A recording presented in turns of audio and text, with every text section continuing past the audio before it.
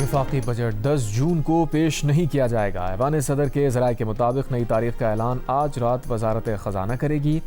وفاقی بجٹ 10 جون کو پیش نہ کرنے کا فیصلہ صدر مملکت اور وزیر اعظم کی ملاقات میں ہوا۔ صوبوں کی طرف سے 1700 ارب روپے وفاق کو فراہم کرنے کا فیصلہ تکنیکی کمیٹیاں کریں گی۔ تکنیکی کمیٹیوں کی تشکیل آج متوقع ہے۔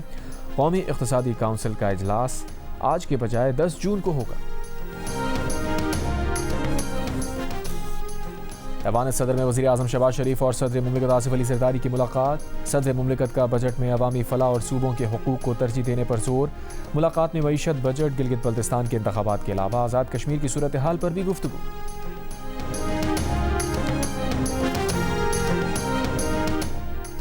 گلگت بلتستان کے 24 میں سے 22 حلقوں کے غیر حتمی غیر سرکاری نتائج کے مطابق پیپلز پارٹی 10 حلقوں میں کامیاب، نون لیگ 4 آزاد امیدوار 7 نشستوں پر کامیاب، MWM 1 سیٹ جیت سکی، 2 حلقوں کے نتائج آنا باقی۔ ذرائع کے مطابق گلگت بلتستان میں نون لیگ اور پیپلز پارٹی کے اتحاد سے حکومت بننے کا امکان۔ وزیر اعلیٰ پیپلز پارٹی کا ہوگا، گورنر مسلم لیگ نون کا ہو سکتا ہے۔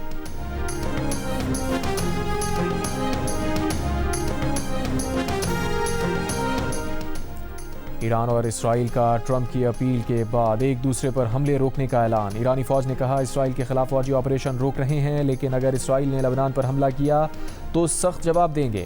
اسرائیلی عہدیدار نے کہا اسرائیل ٹرمپ کی درخواست پر ایران پر حملے روک رہا ہے۔ حزب اللہ نے اسرائیل پر حملہ کیا تو اسرائیل کا جواب بیروت پر حملے سے ہوگا۔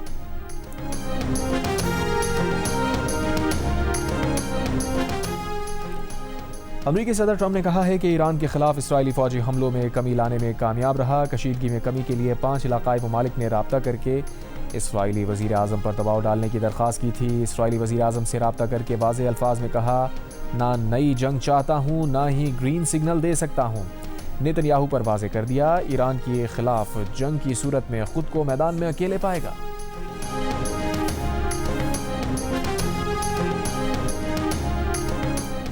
ایرانی پارلیمنٹ کے اسپیکر باقر غالباف نے کہا ہے کہ ہم نے کاغذ پر جنگ بندی اور میدان عمل میں اس کی بار بار خلاف ورزیوں کو بے نقاب کر دیا۔ جب تک اعتماد سازی کے لیے سچی نیت نہیں ہوگی ایران کا جواب یہی رہے گا۔ بحری ناکہ بندی کو دشمن کی ایک اور شکست میں بدل دیں گے۔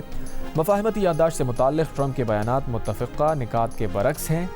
واضح ہے کہ امریکہ نہ جنگ بندی چاہتا ہے، نہ ہی مذاکرات کا خواہاں ہے۔ ہمارا مقصد جنگ کا خاتمہ اور پائیدار امن و استحکام کا قیام ہے۔ ہمیں مخالف فریق پر بھروسہ نہیں۔ ایران کی پاسداران انقلاب قدس فورس کے کمانڈر اسماعیل قانی نے کہا ابنائے ہرموز سے باب المندب، خلیج سے بحیرہ احمر تک مزاحمت کی نئی حفاظتی پٹی قائم کی جائے گی۔ ایران کی نیشنل ایمرجنسی میڈیکل آرگنائزیشن کے مطابق اسرائیل کے ایران پر حملوں میں 15 افراد زخمی ہوئے۔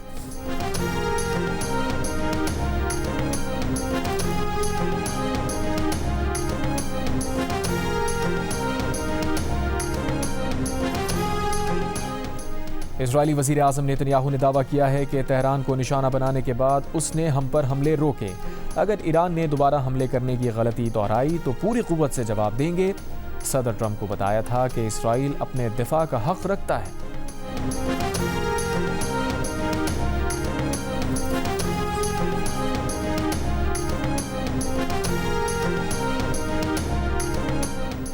خیبر پختونخوا حکومت اور مولانا فضل الرحمان کا گیس رائلٹی اور دیگر صوبائی معاملات پر مل کر آواز اٹھانے پر اتفاق۔ مولانا فضل الرحمان کے ساتھ مشترکہ پریس کانفرنس میں سہیل آفریدی نے کہا ہر سال NFC کی تقسیم غیر آئینی ہوتی ہے۔ NFC میں ہمارے صوبے کو کچھ نہیں مل رہا، یہ اسے آپس میں تقسیم کر رہے ہیں۔ بجٹ کے ماحول میں تھوڑی بہت ناراضگیاں ہوتی ہیں تاکہ کچھ زیادہ لے سکیں، مگر ناراضگی کا یہ مطلب نہیں کہ کوئی بغاوت کر رہا ہے۔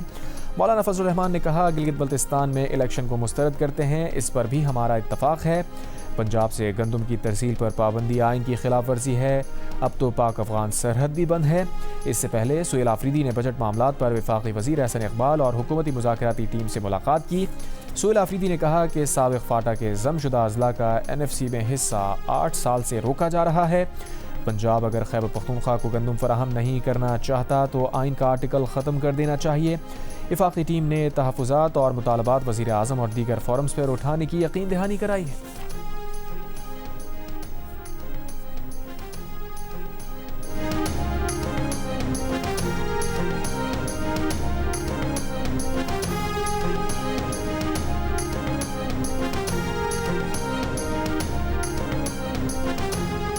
پنجاب اسمبلی کے رکن ایوب خان گھادی پر حملے کے 3 ملزمان مبینہ پولیس مقابلے میں ہلاک۔ ترجمان CCD کے مطابق ملزمان نے کچھ عرصہ قبل ٹوبہ ٹیک سنگھ میں ایوب گھادی کے ڈیرے پر حملہ کیا تھا۔ CCD ٹوبہ ٹیک سنگھ نے ملزمان کی گرفتاری کے لیے رجانہ میں چھاپہ مارا۔ ملزمان نے CCD ٹیم کو دیکھتے ہی اندھا دھند فائرنگ شروع کر دی۔ CCD کی جوابی فائرنگ میں 3 ملزمان ہلاک، 2 گرفتار کر لیے گئے۔ ملزمان کی فائرنگ سے ایوب گھادی زخمی، 4 افراد جاں بحق ہو گئے تھے۔ کراچی کے شاہ لطیف ٹاؤن جوگی موڑ کے قریب نالے میں گر کر 6 سال کی بچی جاں بحق۔ امریکی فوج نے کہا ہے کہ خلیج عمان میں خالی آئل ٹینکر کو ناکارہ بنا دیا۔ آئل ٹینکر ایران کی طرف رواں دواں تھا۔ 13 اپریل سے جاری ایرانی بندرگاہوں کی ناکہ بندی کے دوران 134 تجارتی جہازوں کو واپس بھیجا گیا۔ ناکہ بندی حکم کی تعمیل نہ کرنے والے 7 جہاز ناکارہ بنائے۔ ناکہ بندی کے دوران 42 امدادی جہازوں کو گزرنے دیا گیا۔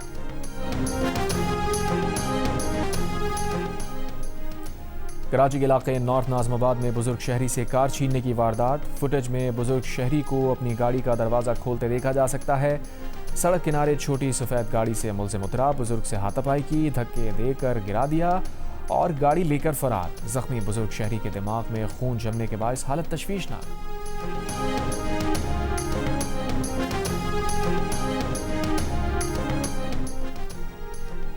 کوئٹہ میں تیزاب گردی سے متاثر ہونے والی خاتون ڈاکٹر ماہنور کراچی کے نجی اسپتال میں زیر علاج۔ اسپتال ذرائع کے مطابق ڈاکٹر ماہنور کے ہونٹ اور ناک پر گہرے زخم آئے۔ منگل کو ان کی پلاسٹک سرجری کی جائے گی۔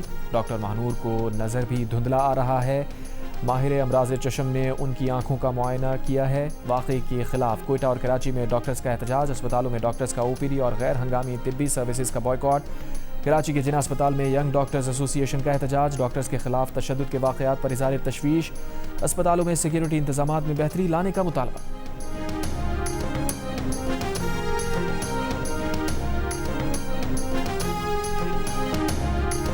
اسرائیل کا آج غزہ میں کرم ابو سالم اور رفح کراسنگ کھولنے کا اعلان۔ کہا رفح کراسنگ دونوں طرف سے لوگوں کی محدود نقل و حرکت کے لیے کھولی جائے گی۔ کرم ابو سالم کراسنگ غزہ میں انسانی امداد کے مرحلہ وار داخل ہونے کے لیے کھولی جائے گی۔ اسرائیل نے مارچ میں ایران پر امریکہ اسرائیل مشترکہ حملوں کے بعد غزہ کراسنگ بند کر دی تھی۔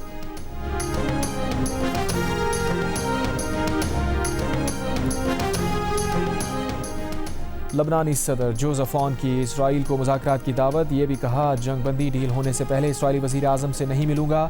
اسرائیل کے ساتھ معاہدہ مکمل امن اور عدم جارحیت کا ہوگا۔ اور فلپائن کے جنوبی حصے میں 7.8 شدت کا زلزلہ، اموات کی تعداد 35 ہو گئی، 200 سے زائد زخمی، درجنوں لاپتہ۔ متاثرہ علاقوں سے 10,000 افراد کو نکال لیا گیا۔ زلزلے سے کئی عمارتیں تباہ ہوئیں یا شدید نقصان پہنچا۔